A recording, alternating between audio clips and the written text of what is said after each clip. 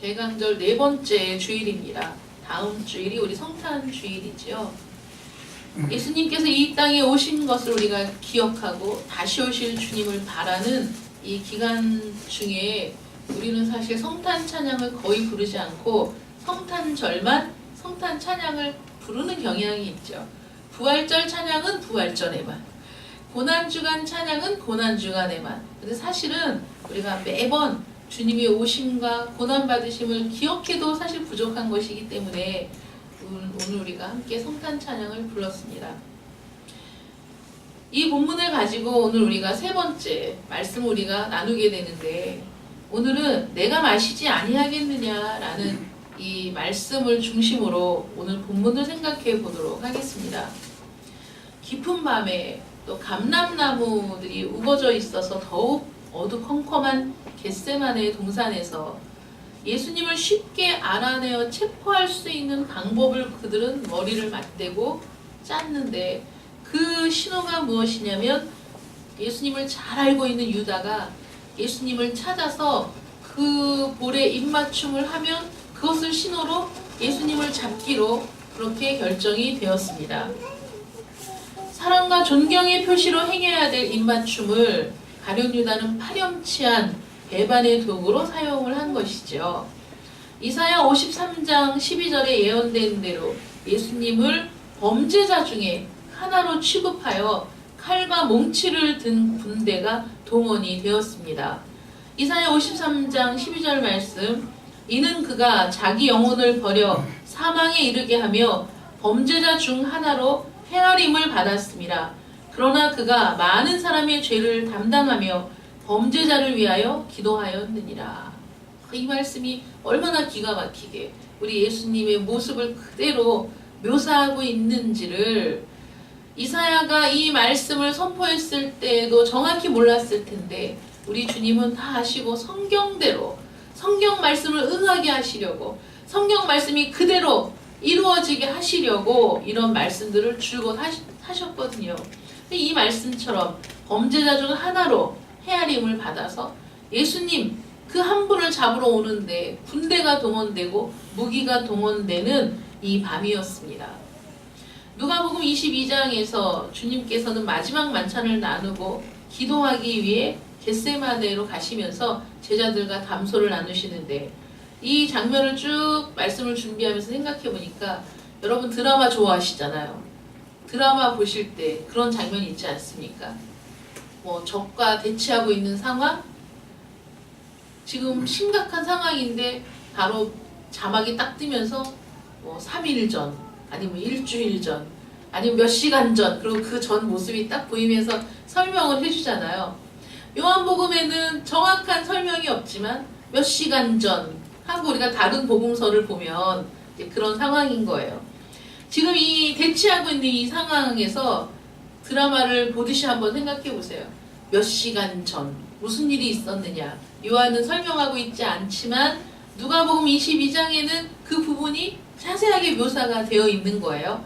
겟세마네로 이제 기도하러 가시는데 예수님이 이렇게 말씀하시는 거예요. 제자들에게, 내가 너희를 전도하러 보낼 때 전대와 배낭과 신발 없이 보내었는데 그때 너희가 부족한 것이 있었느냐, 이렇게 물어보세요. 그러니까 제자들이 아니요, 부족한 것이 없었는데요, 이렇게 대답하거든요.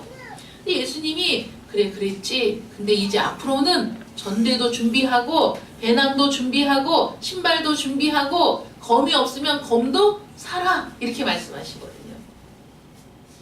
예수님의 이 말씀의 의미를 정확히 알지 못했던 제자들은 우리에게 찾아보니까 검이 2자루가 있습니다, 이렇게 대답했는데, 예수님은 그 의미가 아니었기 때문에 되었다, 족하다, 그렇게 하고 더 이상 말씀을 안 하시고 이제 기도하러 올라가신 거거든요.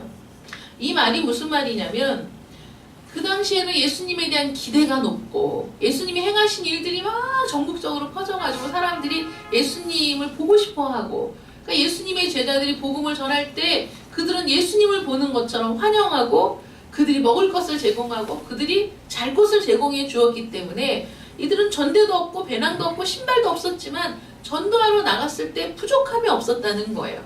채워주는 사람들의 손길 때문에. 그런데 이제는 상황이 달라질 거라는 거예요. 우리 주님이 이제 그날 밤에 잡히시고 죽음을 당하시잖아요. 이제 내가 잡히고 내가 십자가에서 범죄자처럼 강도처럼 반역자처럼 그렇게 처형된 그 이후에는 너희들의 갈 길이 참 힘든 길이다. 그거죠. 너희들이 가는 길이 힘든 길이야. 너희들을 환영하는 사람도 없을 것이고 너희들은 핍박을 받게 될 것이고 환경도 달라지고 사람들도 달라지고 너희들의 활동 무대는 제약을 받게 될 것이고 너희들을 통해서 생겨날 초대교회는 틀림없이 박해를 받게 될 것이다. 우리 주님은 다 알고 계신 거죠. 그것들을 염두에 두시고 그러니까 마음에 준비를 하라는 거예요. 전대도 준비해. 이제까지 너희가 아무것도 없이 그냥 가서 맨몸으로 전해도 사람들의 환영을 받고 사람들이 호의를 입고 그들이 제공하는 숙소와 먹을 것을 통해 부족함이 없이 공급받았지만 이제는 아니야. 정신 차리고 정신을 똑바로 차리고 준비하고 이제 앞으로 다가올 모든 일들에 대비해라. 이런 말씀이셨던 것이죠. 이런 말씀을 하실 때 베드로가 너무나 자신에 찬 말투로 이렇게 얘기합니다. 주님이 이렇게 말씀하셨어요. 시몬아 시몬아 보라 사탄이 너희를 밀 까부르듯 하려고 요구하였으나 그러나 내가 너를 위하여 내 믿음이 떨어지지 않기를 기도하였노니 너는 돌이킨 후에 내 형제를 굳게 하라. 그가 말하되 주여 내가 주와 함께 오게도 죽는 데에도 가기를 각오하였나이다. 이렇게 얘기하거든요. 우리 주님께서는 너무 잘 아시는 거죠. 베드로가 예수님을 부인하고 처참한 그런 지경에 빠질 것을 이미 아신 거예요. 그래서 기도하신다는 거예요. 네 믿음이 떨어지지 않기를 기도하고 있다 내가. 그러니까 네가 나중에 네 잘못을 돌이킨 후에는 이제 너의 형제를 굳게 하는 일을 네가 해야 된다. 이 주님의 말씀들, 이 주옥 같은 말씀들을 베드로는 그 당시에는 다 이해하지 못했지만 나중에는 곱씹어 이 말씀을 가슴에 새겼을 것이라는 거죠. 이 예수님의 말씀의 의미를 정확히 알지 못하면서 베드로는 아주 호언장담하는 거예요. 내가 죽기를 각오했습니다. 주님이 오게 가신다면 내가 오게도 함께 갈 것이고 주님이 죽으신다면 죽는 데에도 내가 함께 가겠습니다. 이렇게 얘기했죠. 그래서 몇 시간 전에 이런 일이 있었어요. 그래서 오늘 본문 말씀에 베드로는 조금 전에 그런 맹세를 했고 다른 제자들도 우리에게도 칼이 2자루나 있습니다 하고 의지를 불태웠어요. 근데 지금 얼마 못 되어서 검과 몽치를 들고 군대가 동원되어 예수님을 잡으려고 사람들이 수백 명이 쫙 나타난 거예요.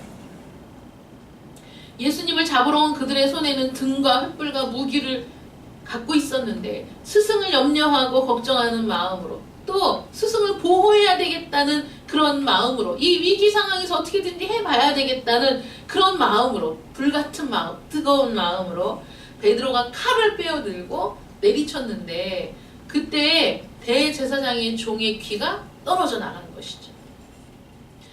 오른쪽 귀, 그 귀가 어느 쪽 귀냐? 마태하고 마가는 그냥 귀라고만 얘기했어요. 그런데 오른쪽 귀라고 의사였던 누가 하고 요한은 분명히 밝히고 있죠. 그래서 이 사건의 정확성을 보충해주고 있는 거예요. 마태와 마가는 한쪽 귀라고 얘기했어요. 어느 쪽 귀였지? 그걸 봐서는 우리가 모르지만 누가는 의사거든요. 누가는 오른쪽 귀 정확하게 얘기했고 요한도 오른쪽 귀라고 얘기하고 있습니다. 당시 대제사장의 종들은 신체의 한 부위가 부상을 당하면 그 직무를 수행할 수가 없었어요. 부적격자로 판명이 되었기 때문에 더 이상은 그 일을 할 수 없이 그냥 쫓겨나야 됩니다. 이 대제사장의 종 말고라고 기록된 이 사람은 이제 귀가 한쪽이 떨어져 나가면 더 이상은 대제사장의 그 종을 그 일을 할 수가 없게 되는 것이죠. 생계에 치명적인 위협을 받게 되는 겁니다. 더 나아가서는 유대 사상에 의하면 종이 다른 사람으로부터 모욕을 당한다든가 어떤 공격을 받으면 그것은 그 주인이 직접 모욕을 당하고 공격을 당한 것으로 간주가 되었던 것이죠. 그런데 지금 대제사장의 종의 귀를 떨어뜨렸으니 이게 자칫 잘못하면 이 제자들도 신성모독죄 뒤집어 쓰고 전부 다 죽을 수밖에 없는 그런 아주 풍전등화 같은 상황이 벌어진 겁니다. 그러므로 베드로가 주님을 위해 한 일이라 이렇게 생각을 했지만은 결국은 그게 주님을 위한 일이 아니었다는 것이죠. 주님이 고난당하는 것을 반대하는 것은 주님을 위한 일이 아니라는 겁니다. 주님께서는 조금 전에 어떻게 말씀하셨죠? 그 몰려온 무리를 향해 직접 나아가셔서 너희가 누구를 찾느냐? 나사렛 예수, 내가 바로 그니라 라고 말씀하셨어요. 지난주에 우리가 함께 말씀을 들었잖아요. 내가 그니라 라고 말씀하신 순간에 그들이 그냥 확 뒤로 물러가서 엎어져가지고 그 놀라운 일이 지금 눈앞에 벌어졌거든요. 그들이 다시 정신을 차리고 일어났을 때 너희가 누구를 찾느냐 또 한 번 물으시니까 이들이 똑같이 나사렛 예수라고 대답하잖아요. 또다시 두 번이나 그들이 똑같은 경험을 하게 되었을 때 그들은 바로 자기들이 찾는 이분이 강도가 아니고 범죄자가 아니고 하나님의 아들 메시아이심을 분명히 알 수도 있었을 텐데 회개할 수 있는 기회를 주셨어도 이들은 돌이키지 않았다는 것이죠. 그런 일이 있고 난 뒤에 주님 뭐라고 말씀하십니까? 내가 그라고 너희에게 밝혔으니 너희들이 찾으러 온 사람이 바로 나이니까 여기 함께 있는 이 자들은 그냥 보내라 이렇게 말씀하시거든요. 근데 그것도 우리 주님이 하나님께 기도할 때 아버지께서 내게 주신 자들을 하나도 잃지 않겠습니다. 잃어버리지 않겠습니다. 했던 말씀을 이루려고 그렇게 하셨다는 거예요. 이 자리에서 주님만 잡혀가시고 제자들은 보존하시려고 그렇게 하신 거예요. 그럼 그 상황에서 주님의 말씀에 순종해야죠. 칼 빼어들고 상황을 복잡하게 만들면 안 되는 거죠. 그 상황을 어렵게 만들면 안 되는 거예요. 주님 말씀에 순종을 해야 되는 겁니다. 베드로의 이 행동은 모든 제자들을 위험에 빠뜨리는 선택이었고 또 그 열심 때문에 분별력을 잃어버린 그런 행동이었다는 것이죠. 그 자리에서 제자들까지 모두 죽을 수도 있었습니다. 이 상황에서 우리 주님이 얼마나 침착하게 칼을 칼집에 꽂으라 이렇게 말씀하시죠. 그리고 또 점점점 다른 복음서에 보면 뭐라고 돼 있냐면 주님이 그 귀를 붙여주었다 이렇게 돼 있죠. 그대로 붙여주셨어요. 그는 이제 신체가 이상한 사람이 아니에요. 그 일을 계속 수행할 수 있는 사람이 되었고 그러나 그에게는 깊은 흔적이 남았죠. 누구도 경험할 수 없는 놀라운 경험을 하게 된 겁니다. 그 말고라는 종은. 주님은 베드로를 책망하십니다. 칼을 도로 꽂으라는 거예요. 그렇게 하지 말라는 거예요. 왜냐하면 그에게 맡겨진 병기는 그 손으로 들어 후려칠 수 있는 그 칼이 아니고 성령의 검, 육신에 속하는 것이 아니라 강력한 영적인 병기, 그것을 사용하라고 부르셨기 때문이죠. 몸으로 싸우고 가서 결투를 해서 이겨라 이렇게 말씀하신 게 아니에요. 주님 말씀하시잖아요. 내가 지금이라도 12영도 더 되는 12군데도 더 되는 그들을 소집해서 이들을 다 멸할 수 있는 분이시라는 거예요. 그러나 그렇게 하면 아버지의 뜻을 이룰 수 없어요. 하나님의 뜻을 성취할 수 없어요. 그래서 안 하시겠다는 거예요. 내가 능력이 없어서가 아니라 나는 충분히 그럴 능력이 있지만 내가 안 하고 있다는 것이죠. 내가 이 길을 걸어가야 하기 때문에 그것이 너희에게 유익이기 때문에 내가 이 길을 가기로 결정했다 이렇게 말씀하십니다. 그리스도께서는 말씀 한마디로 내가 그니라 라는 그 말씀 한마디로 그 잡으러 온 모든 군대를 엎드러뜨리게 하실 수 있는 그 능력의 말씀의 주인공이시잖아요. 베드로와 제자들에게 지금 이 순간에 무엇을 보여주셨습니까? 하나님의 말씀은 살아있고 활력이 있어 좌우의 날선 어떤 검보다 예리하여 우리의 마음과 영과 혼과 골수까지도 찔러 우리의 마음을 감찰하시는 우리를 돌이키게 하는 그 능력의 말씀이라는 것을 보여주시고 너희는 검으로 무장할 것이 아니라 이 말씀으로 무장해야 한다는 것을 보여주신 것이죠. 베드로는 나중에 어떤 사람이 됩니까? 그가 설교하니까 한 번에 3,000명이 회개하고 5,000명이 회개하는 정말 말씀, 이 성령의 검을 가지고 사람들에게 영향을 끼치는 그런 하나님의 종이 되었습니다. 주님이 베드로를 책망한 또 다른 이유는 아버지께서 주신 잔을 내가 마시지 아니하겠느냐 라는 의미이죠. 주님께서는 아버지의 뜻에 순복하고 계시는 중이었는데 베드로는 주님의 고난을 방해하고 있기 때문입니다. 야, 베드로야, 내가 이제 이 잔을 마시려고 하는데 너는 이 잔과 내 입술 사이에 끼어들어서 이 일을 방해하고 있구나. 나는 이미 죽음을 당하기로 이 고난의 잔을 마시기로 결심했는데 네가 이 뜻을 거스르고 있구나. 아버지께서 주신 잔을 내가 마시지 않겠느냐라는 이 말씀은 이 길 외에는 다른 길은 없다는 확고한 결심을 보여주신 것입니다. 이 잔은 아버지께서 주신 것입니다. 아버지께서 주신 잔은 우슬초와 쓸개가 섞인 쓴 잔이고 두렵고 떨리는 잔이고 피로 물든 잔이고 여호와의 진노의 잔이었습니다. 그는 실로 우리의 질고를 지고 우리의 슬픔을 당하였거늘 우리는 생각하기를 그는 징벌을 받아 하나님께 맞으며 고난을 당한다 하였노라. 이사야 53장 4절 말씀이죠. 우리의 슬픔을 당하고 우리의 질고를 짊어졌기에 그 잔은 고난에 쓴 잔입니다. 두렵고 떨리는 잔이죠. 죽음으로 마셔야 되는 피로 물든 잔입니다. 또 하나님의 진노가 부어진 진노의 잔이었지만은 우리 주님께서는 기꺼이 그 잔을 마시고자 하셨습니다. 우리 주님이 마신 이 고난의 잔은 우리에게는 구원의 잔이고 위로의 잔이고 축복의 잔이 되는 것이죠. 그가 찔림은 우리의 허물을 위함이고 그가 상함은 우리의 죄악 때문입니다. 그가 징계를 받았기 때문에 우리가 평화를 누리게 되었고 그가 채찍에 맞았기 때문에 우리가 나음을 입게 된 것이죠. 우리 주님의 고난은 우리의 위로, 우리의 구원, 우리의 평화, 우리의 안식이 되는 겁니다. 마태, 마가, 누가 복음 모두 겟세마네 동산에서 기도하실 때 주님의 모습을 상세하게 기록하고 있습니다. 잠든 제자들을 깨우시면서 시험에 들지 않게 깨어 기도하라, 일어나 기도하라 당부하시던 주님의 모습을 한번 생각해 보십시오. 제자들은 예수님께서 잡히시던 그 순간까지도 예수님의 마음을 이해하지 못하고 있었습니다. 제자들은 지난밤에 긴장되고 무거운 만찬, 다른 때와는 정말 달라. 지금 주님과 함께 3번의 유월절을 보냈지만 이번은 너무 무거워, 너무 긴장돼. 주님이 평소와 달라.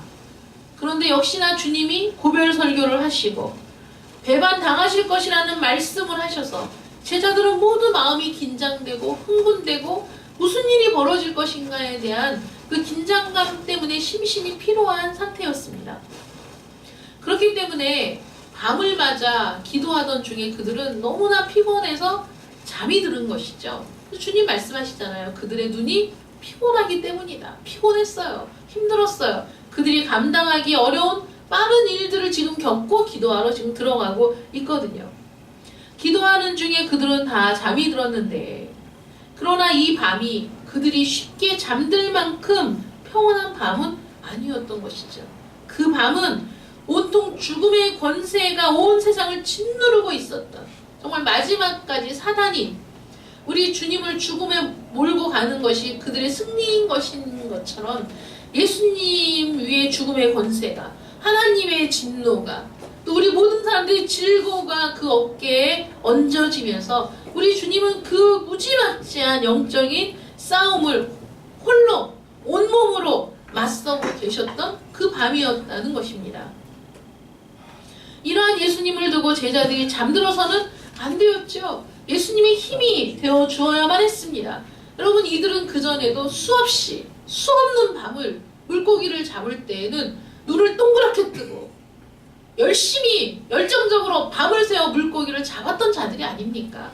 자기의 일을 위해서는 밤을 새기를 주저하지 않고 자기의 일을 위해서는 자기의 유익을 위해서는 온 시간을 바쳐도 부족하고 온 밤을 새워도 꿈쩍도 안 했던 이들이 우리 주님이 고난에 앞서 내가 죽게 되었다.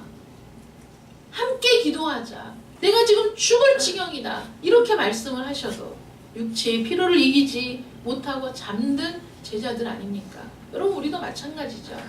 우리가 하나님의 나라를 위해 또 주님의 뜻에 순종하기 위해 밤을 지새워 기도해야 될 때에도 우리는 피곤하니까 일이 있으니까 나는 지금 이렇게 할 수가 없어. 건강이 안 좋으니까 몸이 안 좋아서 우리는 모든 핑계를 다 대면서 주님의 그 요청에 응하지 않을 때가 얼마나 많이 있느냐 이거예요.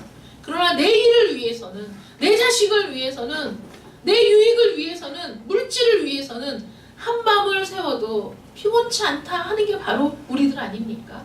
이러한 우리를 위해서 주님이 그 밤에 기도하셨던 것이죠. 주님을 지지하고 주님을 위해 함께 기도하며 주님의 마음을 헤아려주고 주님의 고난에 동참하는 그들을 위해 주님이 죽으신 것이 아닙니다.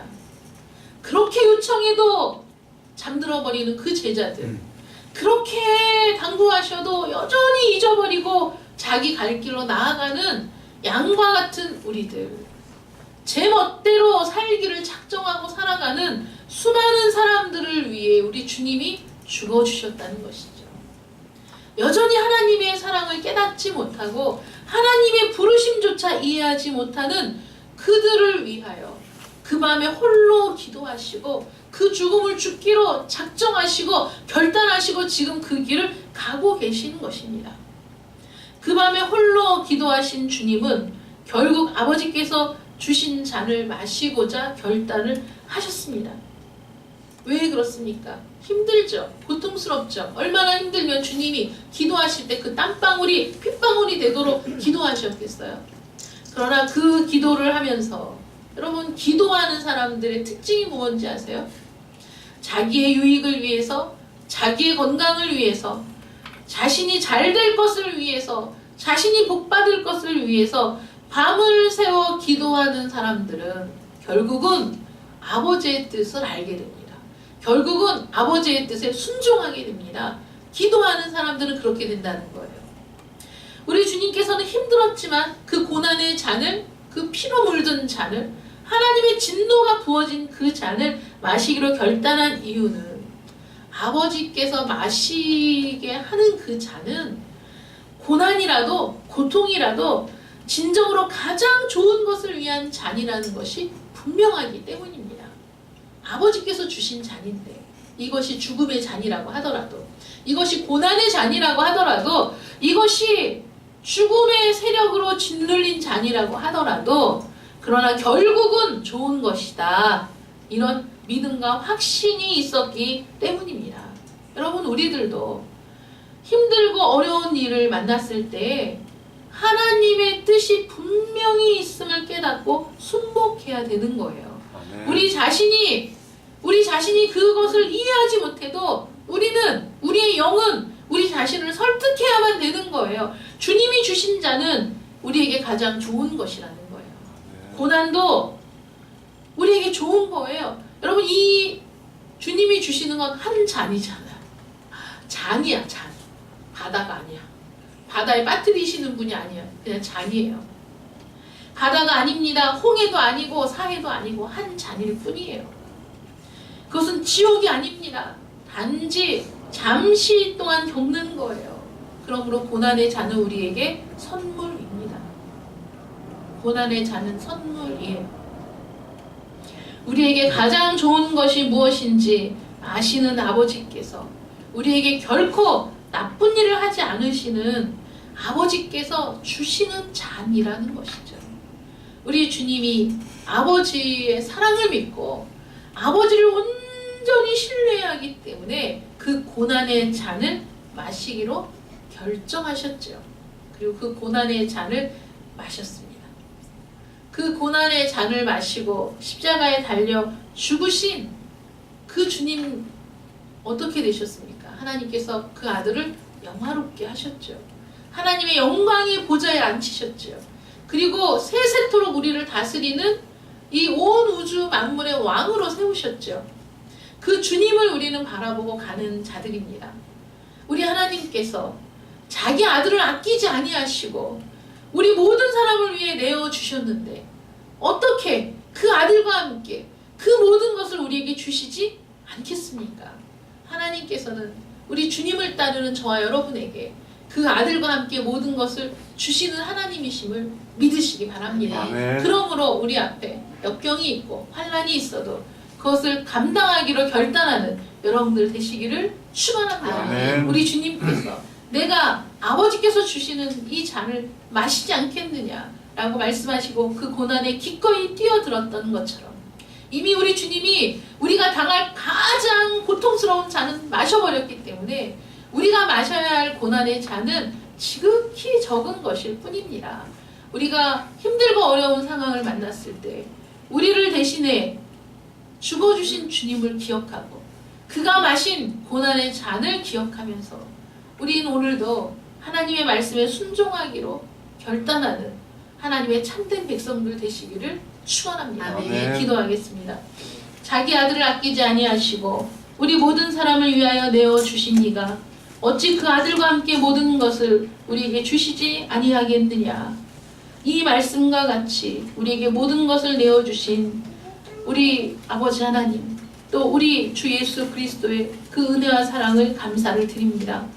그 잔을 기꺼이 마시고자 하셨던 주님의 그 순종이 우리 모든 사람을 고통에서, 죽음에서, 사망에서 해방시키시고 온전한 구원을 받는 하나님의 자녀가 될 수 있도록 이끌어 주셨습니다.